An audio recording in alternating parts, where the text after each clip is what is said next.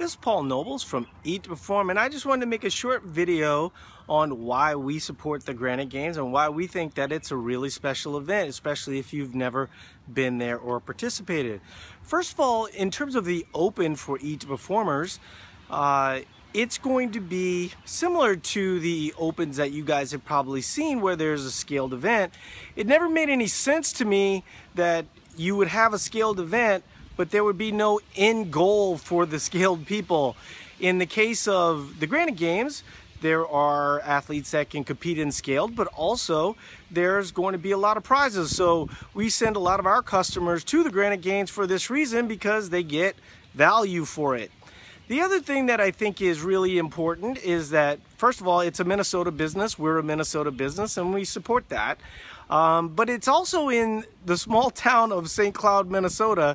And if you're not familiar with St. Cloud, it's just big enough to accommodate a great event like this, but also cozy enough to where everyone sort of enjoys themselves, and then you can have a little bit more of a conversation with some of the people that you're familiar with. As an example, after last year's 5K, as a sponsor, I spent a lot of time behind the tables, and so it was a nice way for me to go amongst the athletes. And at one point I was sitting there talking to Lauren Fisher, Samantha Briggs, and just a host of other big names in the sport of fitness, and just like, oh yeah, no big deal, Samantha Briggs is right there, Lauren Fisher is right there.